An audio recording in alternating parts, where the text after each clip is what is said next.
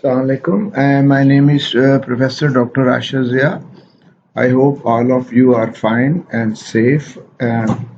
Today's lecture, I am going to present a tetanus and also neonatal tetanus. Tetanus is still common problem in our country despite the immunization. Uh, Tetanus is not as common in USA or in Europe because of the mandatory vaccination. However, few cases per year in non-vaccinated or improper booster individuals, especially those who are working in the gardens and they get tetanus. Tetanus is still very common in third world countries like Pakistan, India, an African country causing several hundred thousand deaths per year. Many of these deaths involve neonatal tetanus due to the umbilical cord being unsterilely cut, which is a, which is a preventable cause.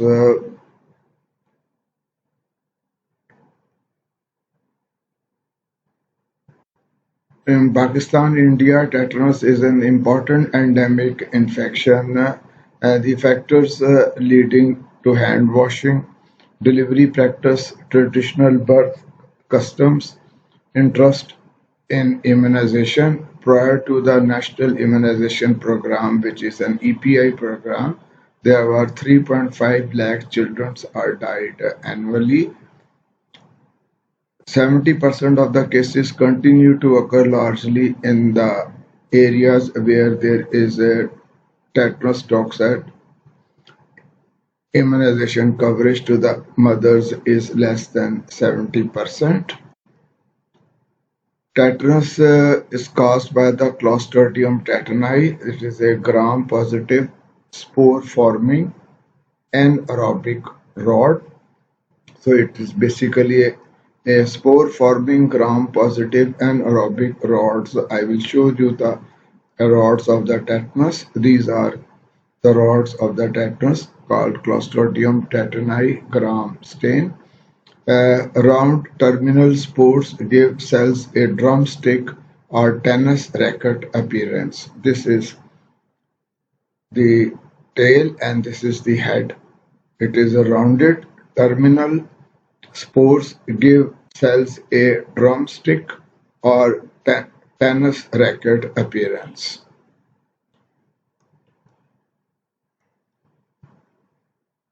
The entry of the Clostridium tetani into the body usually involves implantation of the spores into a wound. The normal intact skin is a barrier for the implantation of the tetanus spores. If there is a cut or a wound or a break in the continuity of the skin, then the spores of the tetanus enter into that. After gaining entry, the Clostridium tetani spores can persist in the body for months, waiting for the proper low oxygen growth condition to develop. So basically it is an anaerobic, so when the conditions are right, they started multiplying. When the oxygen levels of the surrounding tissue is sufficiently low, the implanted Clostridium tetani spores then germinate into a new active vegetative cell that grows and multiply and most importantly produce tetanus toxin. So these are the criteria for the multiplication and toxin production of the spores of the Clostridium tetani. As growing cells of the Clostridium tetani produced tetanospasmin, which is a toxin produced by the tetanus cells. At the wound site, the toxin starts to migrate along nerves and acts mainly on four areas of nervous system: that is motor end plate, spinal cord, brain, and sympathetic system, where it blocks the release of inhibitory neurotransmitters. As a consequence of too much activator transmitters, muscles are overstimulated to repeatedly contract, called spastic paralysis. Basically, the tetraspasmin, which is a toxin produced by the Clostridium tetani, they act on the nervous system, which the four areas are commonly involved, that is motor end plate, spinal cord, brain, and sympathetic system, where they block the inhibitory neurotransmitters, and as there is no loss of balance, as a consequence, the activator transmitters are overstimulated rather, and muscles repeatedly go into a state of contraction, which is called as spastic paralysis. This is the diagrammatic representation of the mechanism of action of tetanus toxin. Uh, when the Clostridium tetani multiply, when there is an anaerobic conditions which are suitable for their multiplication, the toxin which is called tetanospasmin, which is produced and at the nerve end, they block the excitatory trans. They block the inhibitory transmitters. These these are the inhibitory transmitter, and they block that, and then there is a overstimulation of the excitatory transmitter, which causes a continuous stimulation by the excitatory transmitter. So these inhibitory transmitters release is blocked due to the tetraspasmin, and the excitatory transmitters are stimulated.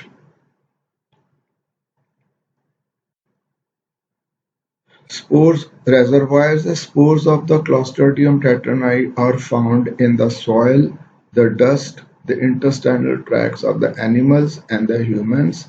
And that's why whenever we have an accident on the roadsides where there is a lot of dust and soil, and chances of spores of the Clostridium tetani are very high, then at that time we get a booster dose of tetanus toxide if we have previously immunized.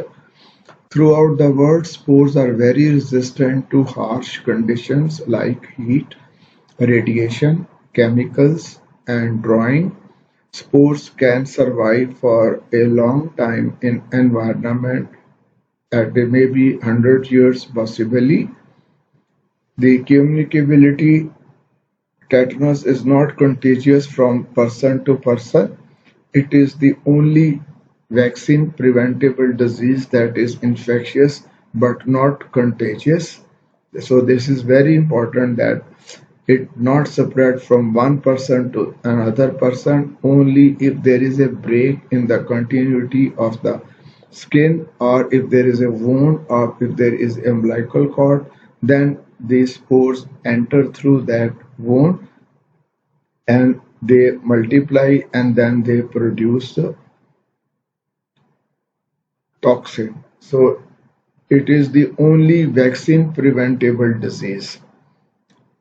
Temporal pattern: peak usually in winter and summer seasons. Incubation period average is 8 days, but it varies from 3 to 21 days. The shorter the incubation period, the severe the disease is usually. So if a person get symptoms of tetanus within 3-4 days, then the chances that the disease will be quite severe. Similarly, in newborn babies, if they get tetanus symptoms in the first week of life, the outcome is usually quite poor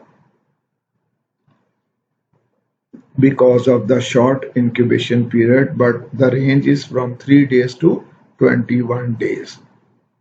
Host factor age, it is the disease of the active age 5 to 40 years when you will get lot of trauma, roadside accidents, apart from the neonatal when you get infection from the umbilicus. The newborn baby or female during delivery or during abortion or other risk factors. So basically, the newborn baby, females during delivery or abortion, or the children or adults who get accidents on the roadside, they are more prone to develop tetanus. Sex, higher incidence is in males than females. Occupation, agriculture workers are at higher risk. As I told you, they may get injuries to their arms and they ignore, and then they, because there are a lot of spores of the tetanus toxide in the soil, so they get tetanus.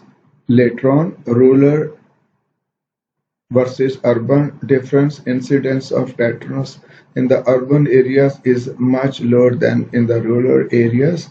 Immunity, herd immunity does not protect the individual.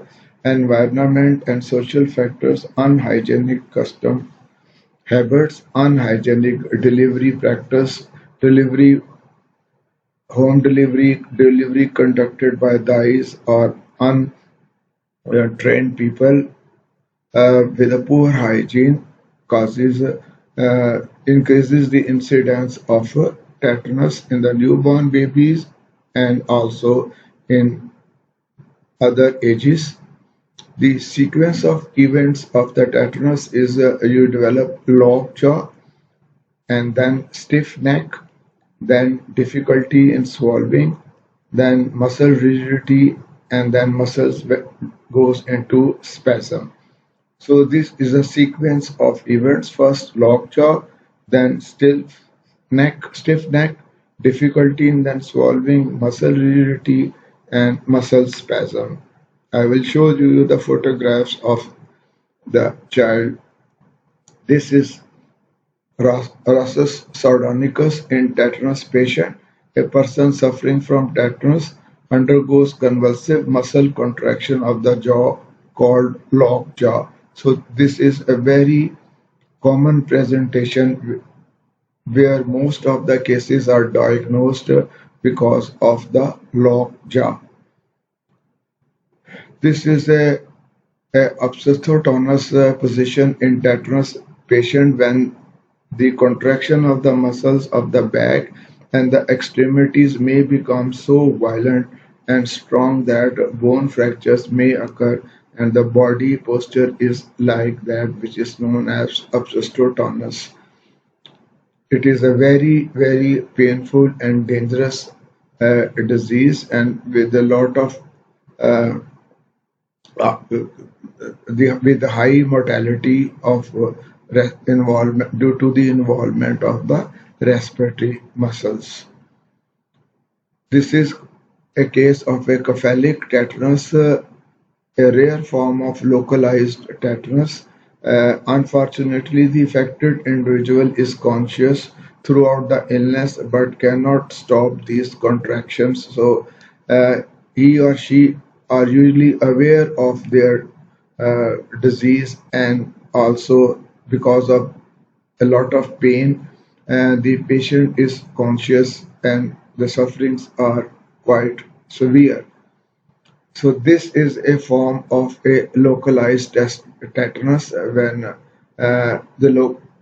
local muscles are involved due to some trauma. It is called cephalic tetanus.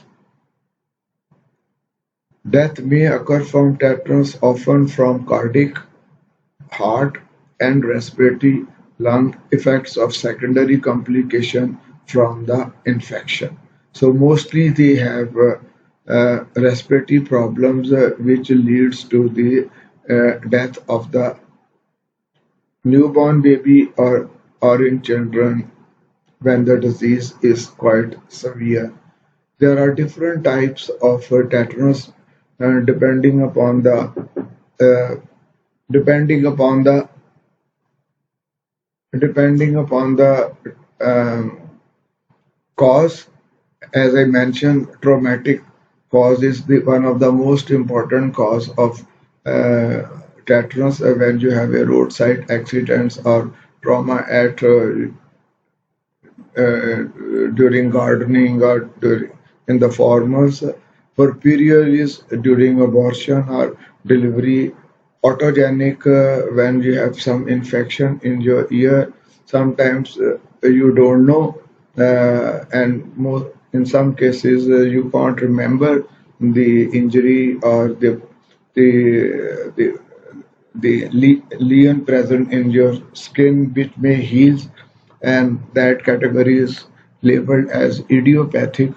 But obviously there is some portal of entry where the Clostridium tetani has entered into your body, and the tetanus neonatorium is also a tetanus in the newborn period.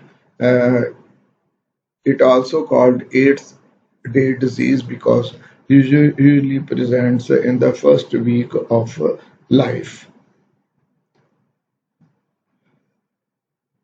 Local tetanus is an uncommon form of disease in which patients have persistent contraction of muscles in the same anatomic entry as the injury. Local tetanus may precede the onset of a generalized tetanus, but is generally milder. Only about 1% of the cases are fatal. Cephalic tetanus is a rare form of disease occasionally occurring with otitis media, that is ear infection, in which the Clostridium tetani is present in the flora of the middle ear. Or following injury to the head, there is involvement of cranial nerves, especially in the facial area. I have shown you the picture of a lady with the involvement of the facial nerve. The most common type, about 80% of reported tetanus, is generalized tetanus. The disease usually presents with a descending pattern. So in 20% of the cases, the tetanus is either local or cephalic tetanus, and in 80% of the cases, the tetanus is mostly generalized tetanus. Diagnosis of the tetanus is suspected upon exposure to a bite or a puncture wound. So there is a history of a wound. Because Clostridium tetani exhibit such acute sensitivity to oxygen, it is very difficult to recover and grow from the clinical specimen. As a result, diagnosis is made on the basis of clinical findings and history. So history and the clinical findings are very important than lab results in the diagnosis of a tetanus. Three objectives of management of the tetanus.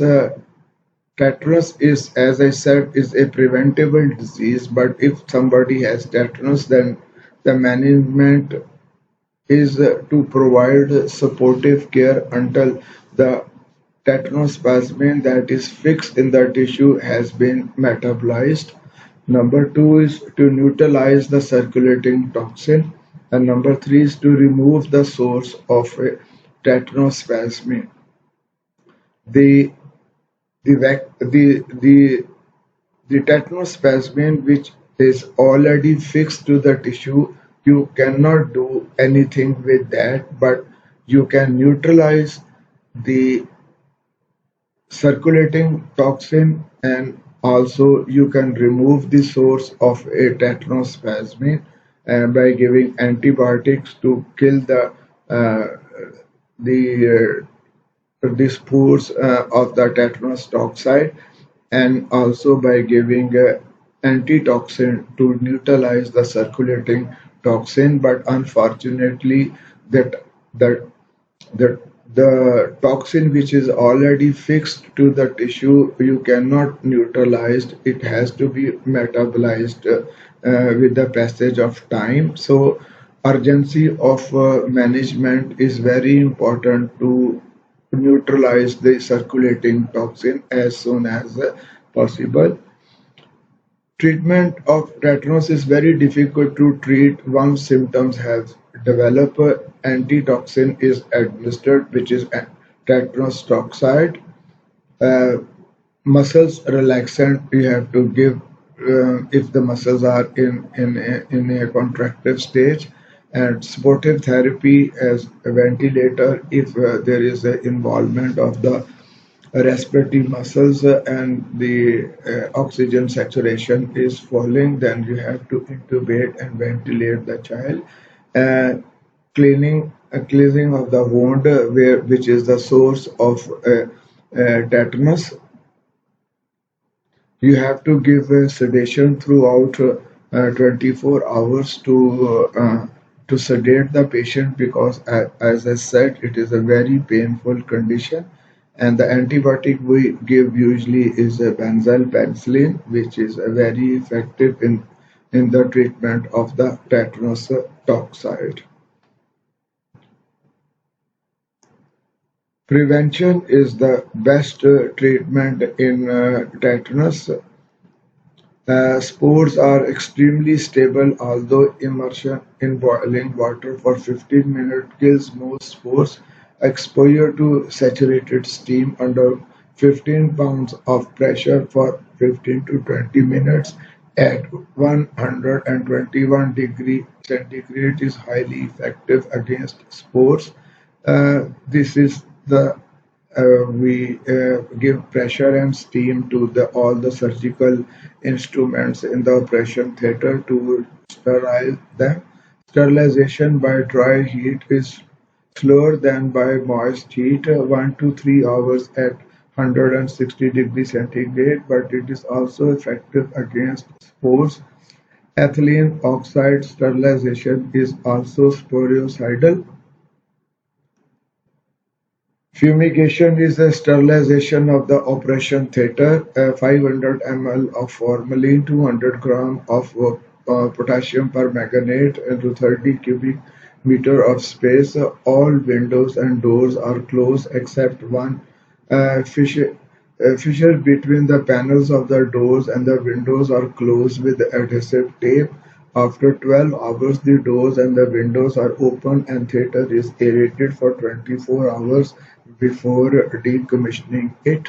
So this is fumigation is done to sterilize the operation theatres, the operating site rooms, and the intensive care units, and also the neonatal intensive care units where they keep the newborn babies nurseries. The immunization is, as I said, active immunization. There is passive immunization, active and passive immunization, both, and active and antibiotics. Tetanus toxoid was developed by Decombe in 1924. Tetanus toxoid immunization were used extensively in the armed services during World War II. Tetanus toxoid consists of a formulated treated toxin. So tetanus toxoid is given to all the patients with a history of tetanus.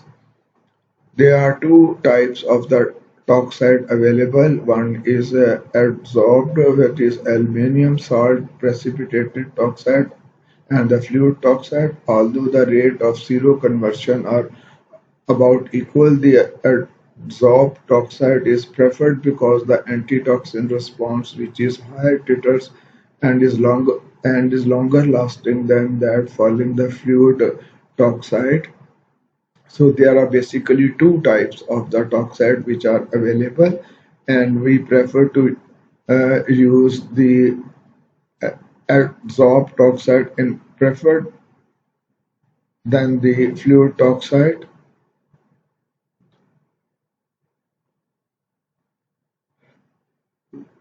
Active immunization is a part of a EPI program in Pakistan, and we give 3 doses of a tetanus immunization as a part of routine vaccination, which is included in the Penta injection, which includes diphtheria, tetanus, pertussis, hepatitis B, and HIV vaccination.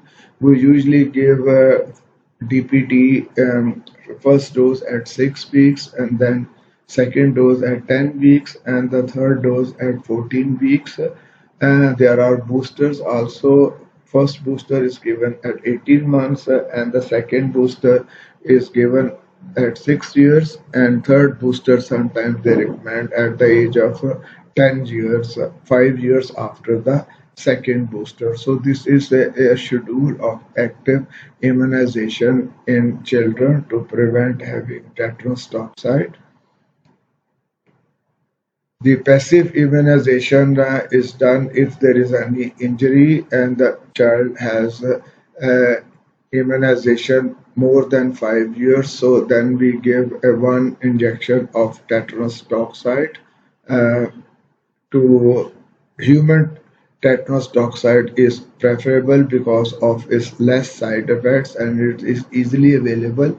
If the child have immunization in the last active immunization within the last 3 to 5 years, then there is no need to give a booster dose of tetanus toxoid because the child is immune. But if the uh, wound is quite dirty and the immunization is more than 3 years, active immunization is more than 3 years ago, then you have to give a tetanus toxoid to prevent having tetanus.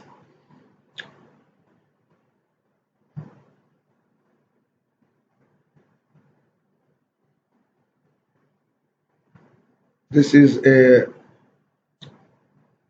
wound scheme. They will the all wound received in the surgical all wounds receive surgical toilet and the wounds less than 6 hours old, clean, non-penetrating, and with a negligible tissue damage. Then they check the immunity category and the treatment. If uh, is nothing more required, be toxide first dose, C toxide first dose, and D toxide complete course.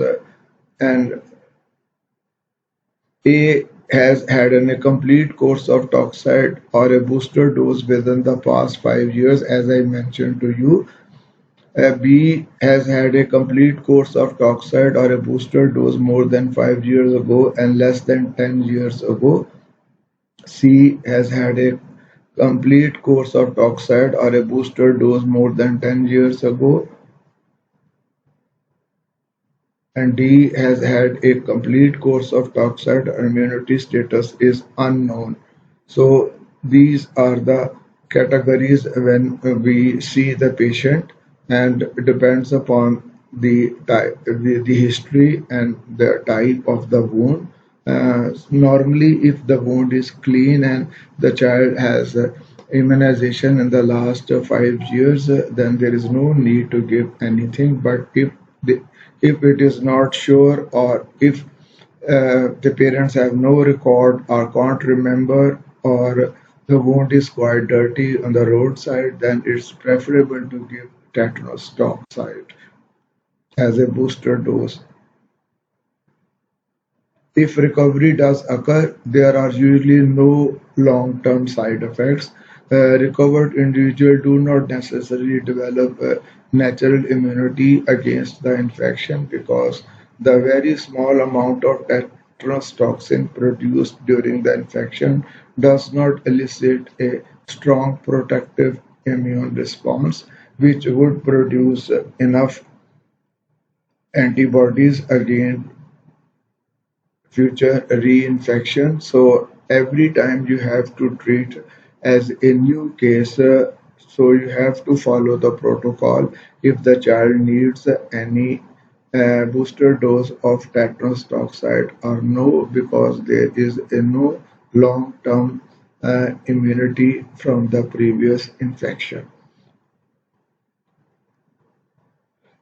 Maternal and neonatal tetanus is an important part of the tetanus because the mothers get infection during abortion or during delivery, especially if these deliveries are handled by untrained or dies or in unhygienic conditions. Similarly, the newborn baby where they are born in these conditions, and especially if their umbilicus is cut by unsterile instruments, then the chances of getting the maternal and the neonatal tetanus is quite high. There is a program started by the government in 2005 to eliminate the maternal and the neonatal tetanus, which is called Maternal Neonatal Tetanus Elimination by 2005.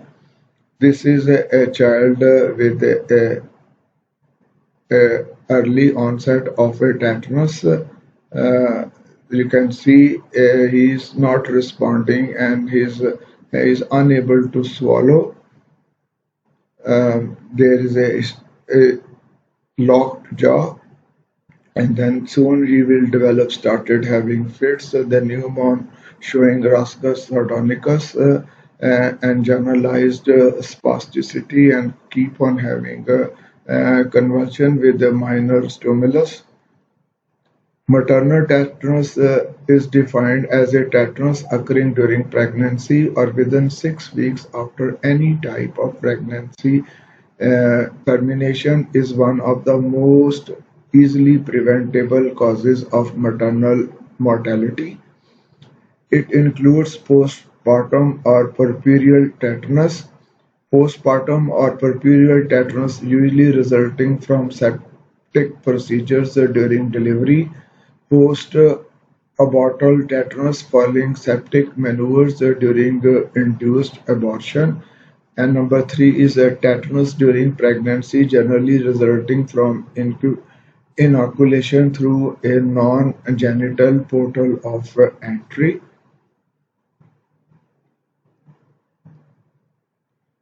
Neonatal tetanus, a disease which is also a preventable by immunization, is a major problem and a leading cause of neonatal mortality. It is easily preventable by two tetanus toxoid injections and five cleans while conducting deliveries.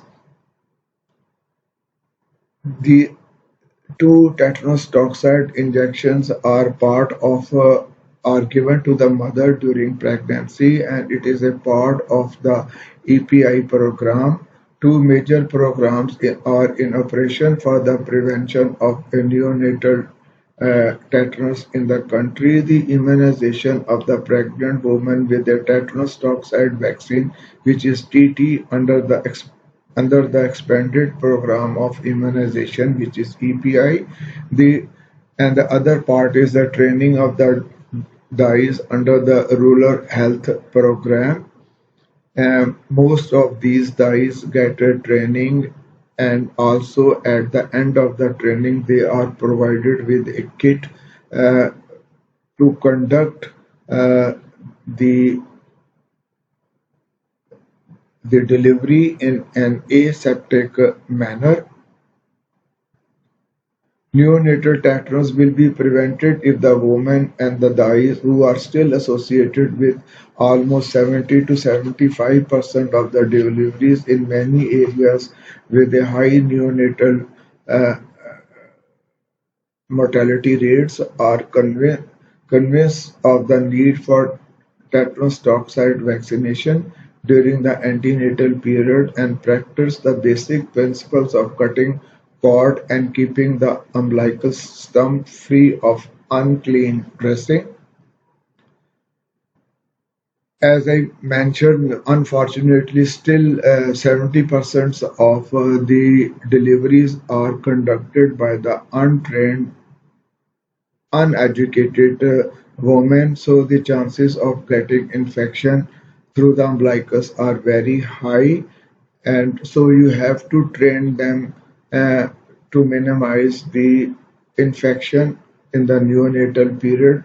by just simple maneuvers, hand washing, sterilizing the instrument from which you cut the umbilical cord, and also not applying unhygienic uh, things over the umbilical stump.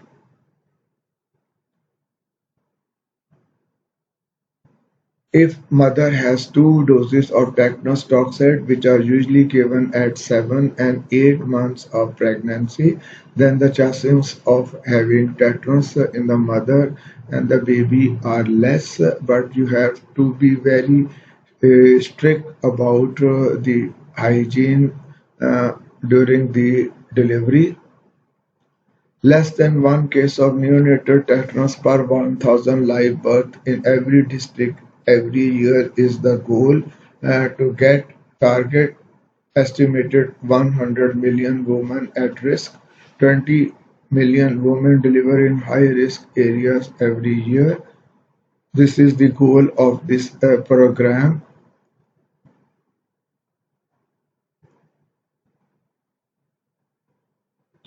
Maternal and neonatal tetanus elimination strategies are routine immunization of the woman with the tetanus toxoid during pregnancy at 7 and 8 months of pregnancy, promotion of clean delivery practice, neonatal tetanus surveillance, and high-risk approach where the areas you have to mark where there is a high incidence of a neonatal tetanus to improve the conditions and introduce maternal and neonatal tetanus elimination strategies and give mothers neonatal to give mothers a tetanus toxoid immunization and also stress on the clean practice of deliveries.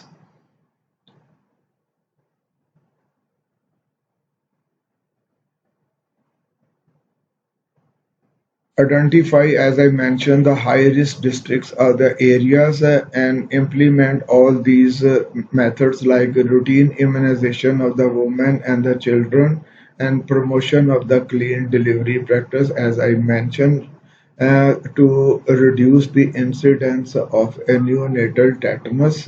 The EPI program and uh, giving protection to the mothers and the babies if we follow the routine of the vaccination. I hope this will help you to understand the common problem of a tetanus in older children and in mothers and in newborn babies. If you have any question, please ask me via my mobile. My mobile number is 0300 8440973. My email address is rzia56 at hotmail.com, and my WhatsApp number is same 0300 8440973. Please feel free to ask me any question. Okay, thank you very much.